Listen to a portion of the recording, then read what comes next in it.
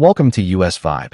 Today we're bringing you the full story on Gregory Greg Bovino, a senior federal immigration official who has become one of the most debated and controversial figures in the United States this year.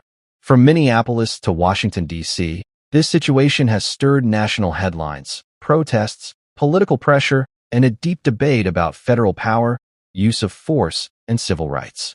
Let's break down who Greg Bovino is, what happened in Minneapolis, why his statements ignited outrage, and what this means for the future of immigration enforcement in America. Gregory Bovino is a high-ranking commander in U.S. immigration enforcement, known for his roles within the U.S. Border Patrol and Immigration and Customs Enforcement, or IC. Under recent federal directives, Bovino was assigned as a commander-at-large responsible for leading enforcement operations in cities that had resisted federal immigration actions. His appointment put him at the forefront of a controversial federal surge into Minneapolis, Minnesota, aimed at enforcing immigration laws and deportations in areas with large undocumented populations.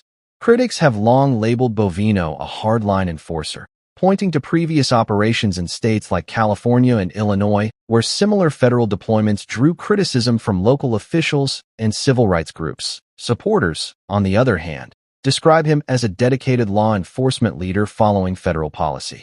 However, it was a series of events in Minneapolis that pushed his name into the heart of the national conversation.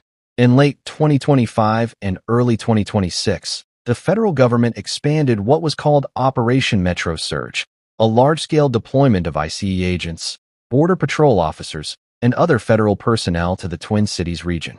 The stated goal was to crack down on illegal immigration and strengthen enforcement in cooperation with local partners. But events quickly escalated.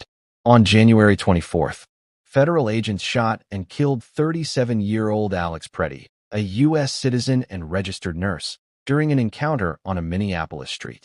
Video footage widely shared and verified by multiple independent sources showed Preddy holding his phone and recording federal agents when the confrontation turned violent. Preddy appeared to be attempting to assist another person when shots were fired. This was not an isolated incident.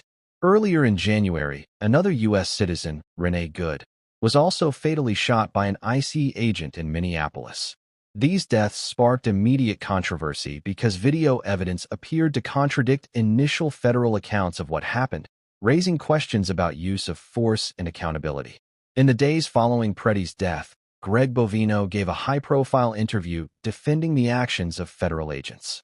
Rather than expressing caution or empathy for the loss of life, Bovino stated that Preddy brought it on himself and described the agents involved as the real victims. He reiterated claims that Preddy had intended to harm the officers, assertions that were not supported by the available video evidence. These comments shocked many observers and ignited widespread criticism. Lawmakers, civil rights organizations, and ordinary citizens blasted Bovino's remarks as insensitive and out of touch, further eroding trust in federal law enforcement. The national response was swift. Protests erupted in Minneapolis and beyond, with demonstrators demanding accountability and a reduction of the federal presence in their communities. Local leaders, including Minneapolis city officials and the governor of Minnesota, condemned the shootings as unjustified and called for independent investigations.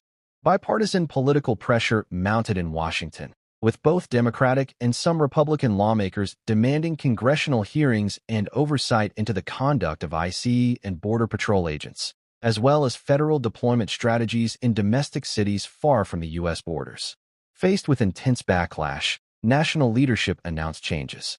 Reports indicate that Greg Bovino is being reassigned and that his direct command in Minneapolis is being replaced with new leadership as federal officials attempt to lower tensions. Meanwhile, the White House confirmed that veteran immigration official Tom Homan has been dispatched to take a senior role in the operation, signaling a shift in strategy and an attempt to reset public perception of the federal effort. Despite these leadership changes, Department of Homeland Security spokespeople have sought to clarify that Bovino remains within federal service, though no longer leading on the ground in Minneapolis. The larger implications of these events are significant. Civil liberties advocates argue that aggressive federal enforcement actions in cities not traditionally associated with border enforcement risk undermining constitutional protections, especially when video evidence contradicts official narratives. Public trust in federal law enforcement has been shaken, and debates over accountability and transparency continue to intensify. At the same time, immigration policy remains one of the most polarizing issues in American politics.